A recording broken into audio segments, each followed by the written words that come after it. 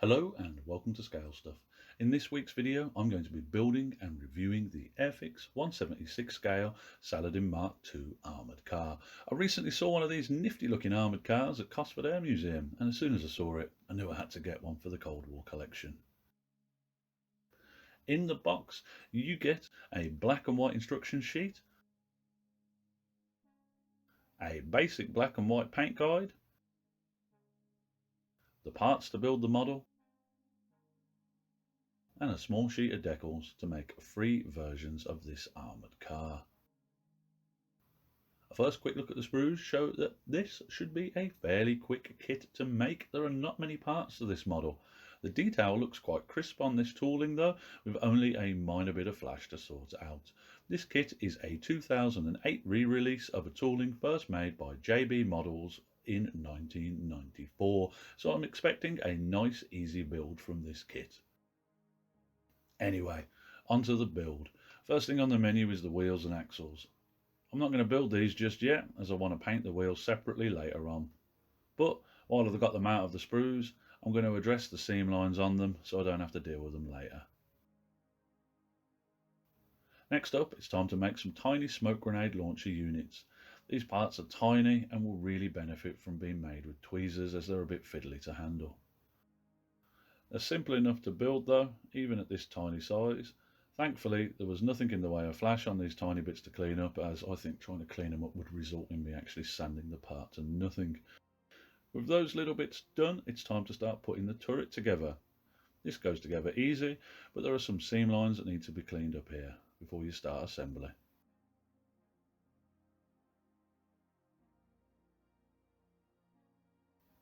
Another small thing to watch out for is the placement of the smoke launchers, as there are no placement marks on the turret.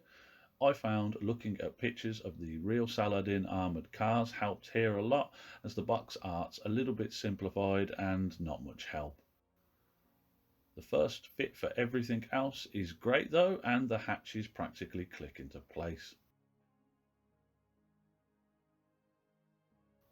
With the hatches on though, I'm going to leave the turret to dry, as the smoke launchers are a little delicate and I want the glue to go off properly before risking handling it anymore.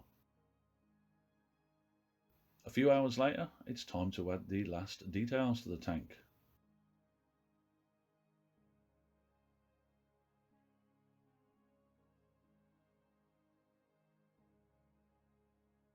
These bits are simple to add, but I'm not too impressed with the aerials, as they're a little bit thick for a vehicle of this size, but I'm going to sort them out myself later. I'm going to remove these and replace them with stretch sprues.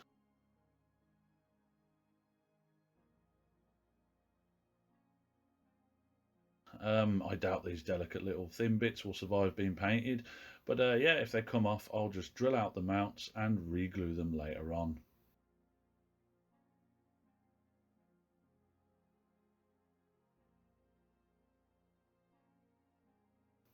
Now it's time to build the lower hull of the armoured car. A quick dry fit of the turret showed that this hole in the centre was a little too small for the turret, so this bit needs to be enlarged before you can start building. When it came to adding the upper and lower halves together, I found the fit here was not the best, and it needed a light squeeze to get it to stay together.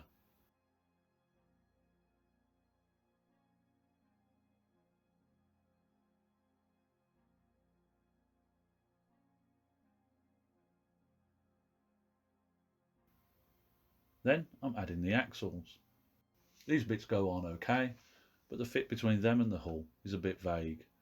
They do go on though, but it will pay to leave these bits to dry for a good while to make them safer to handle. I'm leaving the wheels off for now to make painting them easier later on. Now it's time to add some details to the hull to finish it off.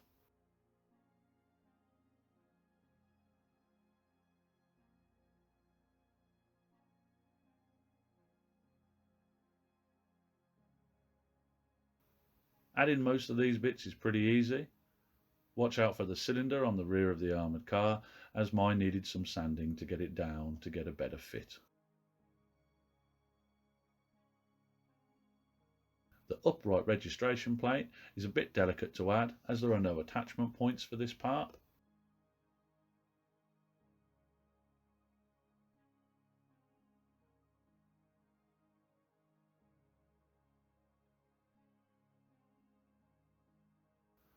Placing the unditching board is also a little bit vague, but yeah, it goes on okay.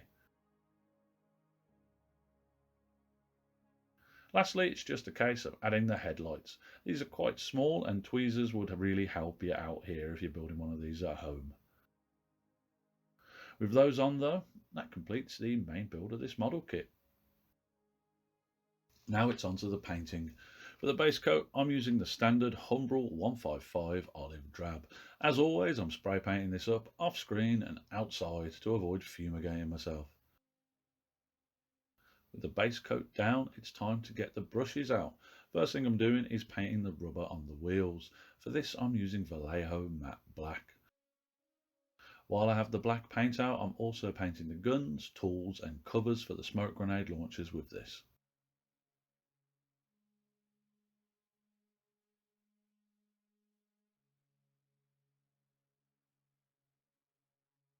A little while later, with the wheels dry, I add them to the armoured car. The fit was quite tight adding these on after painting, but they do go on with a bit of a squeeze.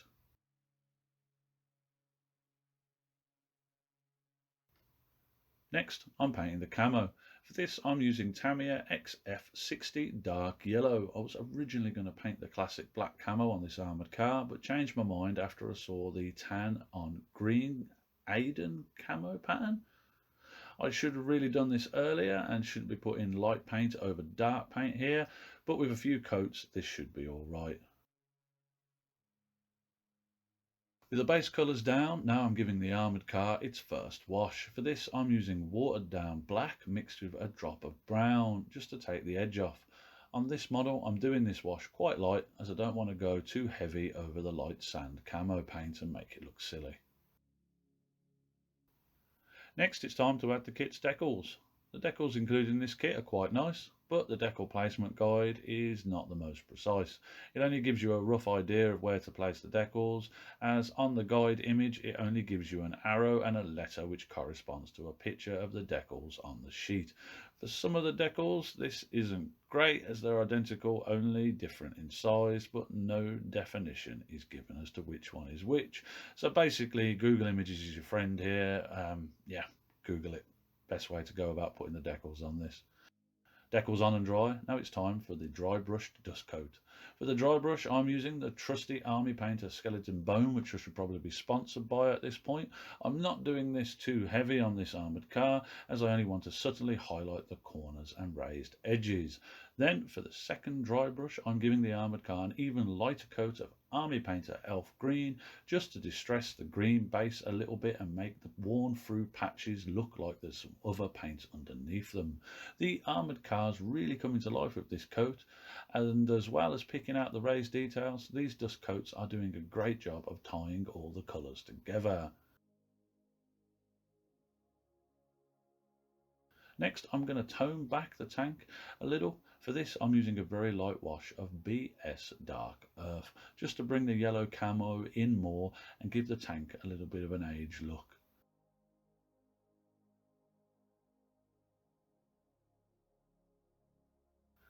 Lastly, I'm doing the mud coat on the tank. For this, again, I'm using BS Dark Earth, but this time I'm using it in more of a focus manner and not watering it down so much. With this on though, I think I'm going to call this model done. This is the finished model. I really enjoyed making this little armoured car, and it's nice to have another example of a Cold War camo scheme in the cabinet. In conclusion, the Airfix Saladin MK2 Armoured car is a nice model kit. Overall, it's a fairly easy model to build, but there are a few things to watch out for when making this kit. The fit between the upper and lower hull is not the greatest and needs a light squeeze. The turret attachment hole needs to be slightly enlarged to get the turret to go in, and some care should be taken when adding the wheels as it will be very easy to knock them out of alignment if you weren't careful. But all of these are fairly nitpicky things to pick up on that are easy enough to sort out. Tweezers also might be handy for a few of the smaller parts in this kit. One bit I think really could do with improving in this older version is the decal and paint guide, as it's not the greatest and reference pictures will be a must while making this to get the decals on in the right place. I would say despite these flaws, this kit would be well suited to a beginner, but not a complete beginner, as there's a few things that could frustrate a complete beginner.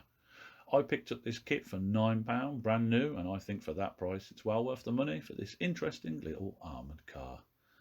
Anyway, that's my build and review of the Airfix 176 scale Saladin armoured car. As always, I hope you enjoyed the video and find it helpful if you're building or thinking of buying one of these kits at home. Until next time though, look after yourselves and happy modelling. Goodbye.